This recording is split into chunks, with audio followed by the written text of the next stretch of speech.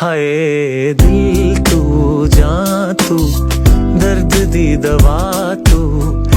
আজকে একটু কেনাকাটা করতে যাচ্ছি, তো আমার কসমেটিক্স সব এভরিথিং পুরাপুরি শেষ হয়ে গেছে, যে কারণে একটু কেনাকাটা করব আর কিছু টাকা উইথড্র করব বিকাশ থেকে। তো মোটামুটি এগুলো নিয়েই আজকে একটা ছোট্ট মিনি ব্লগ। আসসালামু আলাইকুম, আমি উর্মি চলে এসেছি আপনাদের মাঝে নতুন আরেকটি ভিডিও নিয়ে। তো প্রথমতই আমরা যাচ্ছিলাম হচ্ছে গাঙ্গিনাপাড়, যেটা ময়মনসিংহে। যারা ময়মনসিংহে আছেন তারা অবশ্যই চিনবেন, আর যদি না চিনে থাকেন সমস্যা নেই, এসে যাবেন, আমি চিনাই দেবো না, সমস্যা নেই, কোনো প্রবলেম নেই, নো সমস্যা, ঠিক আছে। তো যাই হোক, আসার সময় আমার একটা সিম কেনা উচিত ছিল, মানে সিম বলতে আবার খাওয়ার সিম না, মানে যেটা নর্মালি আপনার সিম ফোনে ইউজ করে সেটা। তো যাই হোক, এখানে আম্মুকে নিয়ে গেছিলাম আমি, কারণটা হচ্ছে আমি যদিও একা যাইতে পারি, তবুও জানি কেন আজকে আম্মু যাইতে চাইলো, আমিও সাথে করে নিয়ে চলে গেলাম আম্মুকে। তো যাই হোক, এখান থেকে আম্মুর এনআইডি কার্ড দিয়ে একটা সিম তুলে এখান থেকে সিমটা উনি দিয়ে দিলে তারপর এখান থেকে চলে গেছে হচ্ছে আপনার গাঙ্গিনাপাড়। আর গাঙ্গিনাপাড় এসে আমি বিকাশ থেকে কিছু টাকা তুলে নিলাম প্রথমত, কারণ আপাতত হাতে টাকা ছিল, বাট তবুও কেন জানি ইচ্ছা করলো যে বিকাশ থেকে টাকাটা তুলি। দেন বিকাশ থেকে 2500 টাকা তুলছি। এখন আল্লাহ রহমতে আর আপনাদের সবার দোয়ায় আলহামদুলিল্লাহ আমার হাতে এখন মোটামুটি একটা টাকা থাকে। তো যাই হোক, এগুলা কথা না, কথা হচ্ছে এখন আমি যাব কেনাকাটা করতে।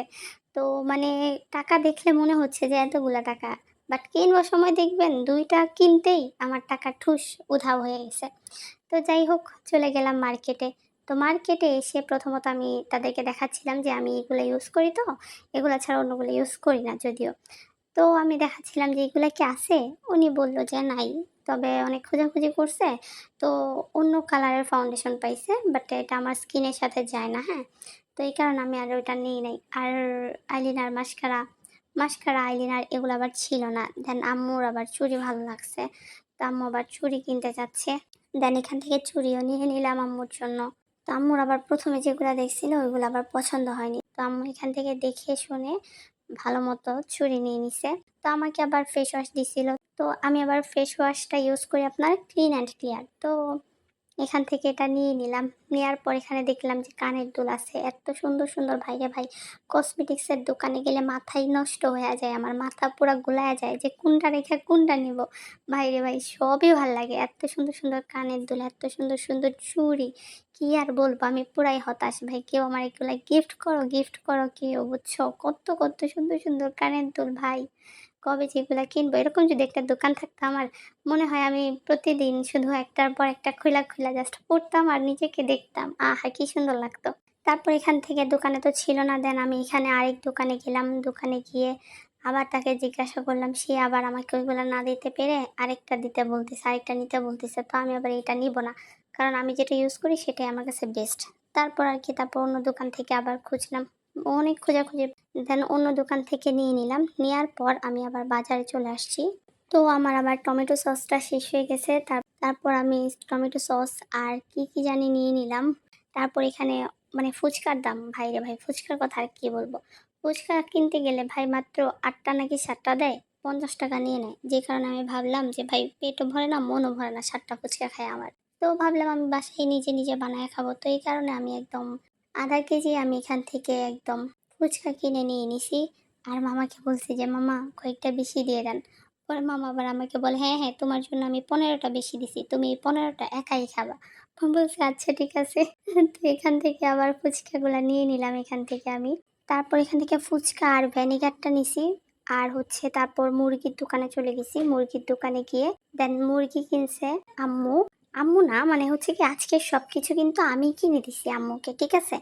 তো যাই হোক, একদম বাজার টাজার সব করে নিয়ে গেছি, মানে সাংসারিক হচ্ছি, বুঝছো।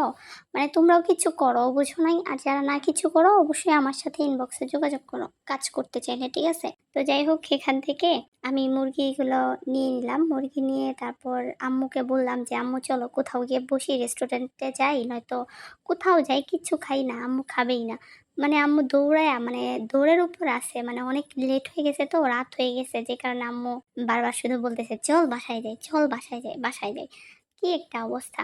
আর রাতের রাস্তাটা এত সুন্দর লাগে, লাইটিংগুলো এত ভালো লাগে, আমার কাছে খুবই ভালো লাগে। আমার যদি বিয়ে হয় জামাই নিয়ে আমি দিনের বেলা ঘুরবো না, সব সময় রাতের বেলা ঘুরবো, যাতে রাত্রের যে ওয়েদারটা বা হচ্ছে লাইটিংটা সেটা অনেক ভালো লাগে, সেটা অনেক সুন্দর লাগে আমার কাছে। কিন্তু আফসোস ঘুরতে পারি না, কারণ জামাই নেই। তো আর কি, তো যাওয়ার সময় আবার মনে পড়ছে আমি একটু ড্রাগন ফল নিয়ে নিই, আমার কাছে ড্রাগন ফলটা অনেক ভালো লাগে। তো ভাবলাম কেননা ড্রাগন ফল নিয়ে নিই। তো এখানে আবার উনি বেশি দাম চেয়েছে, যে কারণে আবার আমি এখান থেকে নেই নাই। কারণ আপনারা তো জানেনই যে আমি দাম ফুরাইতে একদম উস্তাদ। তো যাই হোক, অন্য দোকানে গেলাম, দেখলাম এখানে তো আরও বেশি চাইয়া বসে থাকে ভাই। তো আবার এখান থেকেও নিই নাই আমি। তো আবার সামনের দিকে চলে গেছি। সামনের দিকে যাওয়ার পর দেখি যে না, ঠিক আছে, এখান থেকে নেওয়া যাবে, মানে এখানে দামটা কম আছে। আর আমি দামাদামি করি নাই, ওখান থেকে যত বলছিল তত দিয়ে নিয়ে নিছি। তবে উনি আমাকে 2টা কাঁচা ধরাই দিছিল, তবে আমি আবার কি, মানে আমি কি বুঝবো না নাকি? তারপর আমি একদম তাকে বলছি যে না আঙ্কেল, আমাকে কাঁচাটা দিবেন না, সবুজটা সরিয়ে আমাকে লাল পিঙ্কি পিঙ্কি কালারগুলো দেন। তো উনি আবার আমাকে পিঙ্কি পিঙ্কি কালারগুলাই দিছিল। বাট আমি তো আর ধরে ধরে দেখিনি, উনি কি করছে, আপনার বাসায় এনে দেখি একদম নষ্ট নষ্ট যেগুলা ছিল সবগুলা দিছে। মানে আমি যে কাঁচা 2টা উঠাইছি, এই 2টার রাগে উনি আমার সবগুলা পচা পচা ধরাই দিছে।